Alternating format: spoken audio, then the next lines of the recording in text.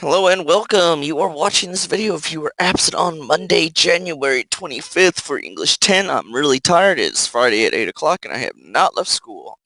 We did two things today, as always. We did adverb introduction, so let's just hop right into this stuff. Adverbs are awesome. Why learn about adverbs? Adverbs are the bread and butter for intelligent English student. Adverbs are the bread and butter. I knew I didn't make a typo there. Many of those adjectives that you thought were adjectives are, well, adverbs. Adverbs bring your writing to life, making even the simplest stories into epic masterpieces. An adverb describes or modifies a verb, an adjective, or another adverb. So where we had adjectives that describe nouns, whenever we're describing a verb, adjective, or another adverb, inception stuff, that is called an adverb. So examples, they're in bolded. She sneezed loudly. How did she sneeze? Sneeze is a verb. Loudly. Her sneezes are really dramatic. Dramatic is describing the sneezes, which is a noun, which makes dramatic an adjective. So then really talks about dramatic. It's an adjective, and it's describing that. Makes it an adverb. The sneeze exploded very noisily. Very modifies noisily, which modifies how it exploded. Take your time to take all that all in, because it's going to take you a second to learn about adverbs.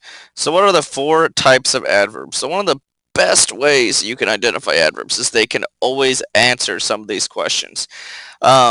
They tell us about time. The adverbs tell us when, how, often, and how long. Again, you will see examples of adverbs. Start looking at these when we have exercises.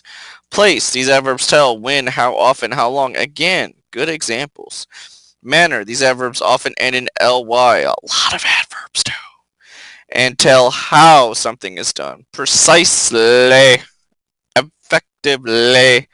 Regally. Smoothly. Well, that's kind of welly. Degree. These adverbs tell how much or how little. Substantially. Greatly. Partly. To. Entirely. There's three forms of adverbs. They are very similar to the three forms of adjectives that we talked about. We have the positive, the comparative, and the superlative. The positive compares one thing. The comparative compares two things. The superlative compares three or more. I'm not going to go over that. There are 12 adverbs in this sentence below. One of the quick things that I will tell you is, first of all, take your time on finding these adverbs. Look for words that end in ly. And look for words that you see up above here. There's going to be some of them. I mean, the first one begins in ly. Adverbs tell how something. So carefully reading old science fiction stories. So how are they reading the old science fiction stories? They're carefully reading it. Sometimes lead scientists to experiment with theories presented within them. For instance, powering spacecraft with something other than bulky fuel has long been a popular idea in science fiction. 2005 partnership between private investors in the United States and Russia effectively produced. How was it produced effectively? The world's first solar spacecraft. Solar sail is powered by light. Photons, light particles, bounce off. How do they bounce? They bounce off the surface of the craft's broad sails, thereby pushing it forward. The sail slowly turn to catch the sun, changing the angle of reflection to move the craft diagonally. We can see all these ly words about how they are adverbs. Unfortunately, the attempt to launch Cosmos 1, the first such vehicle, was unsuccessful. Scientists launched it from a Russian nuclear submarine in the Barents Sea, but the engines of the boost rocket failed 83 seconds later. When did it fail? Later.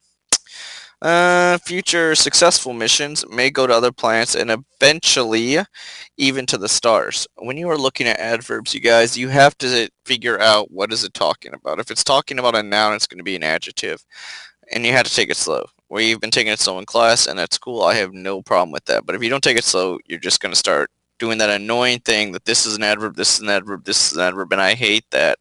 Take it slow. Figure it out. Adverbs. What else you got? You got literary. Oh, sweetness. We're going over poetry.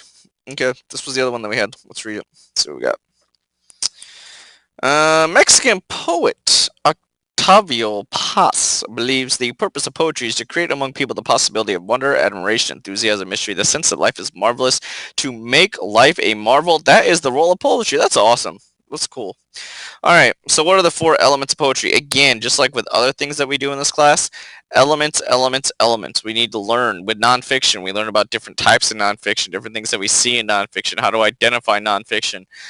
With fiction, we talked about elements like characters, protagonists, antagonists, all that fun stuff. So we have the speaker, we have lines and stanzas, we have rhythm and meter, we have rhyme. These are some of the different terms that have to do with poetry: alliteration, consonants, assonance, onomatopoeia, imagery, simile, metaphor, personification. Now, it says, use the internet resources or your brains. Provide two examples of each poetic element. So you might have to look online to find these different things, or you can come up with different buzz. Is an onomatopoeia word. I'm too tired to think of anything like this. But what you should do is use the internet as well as take some time to learn what these things mean, because it's important to be able to identify this stuff. It really is. At least knowing the definition is more important maybe than identifying it. It's certainly not really coming up with stuff. If you're like, I can't come up with a metaphor, it's cool. That's what the internet's for. If you have any questions, text me, email me. You guys know how to get a hold of me. I will see you Monday. I am looking forward to it. I guess Tuesday. I'm gonna go home now and get some Taco Bell. So I have to go to Taco Bell first, and then I'll go home. Yeah, Mr. McDonald out.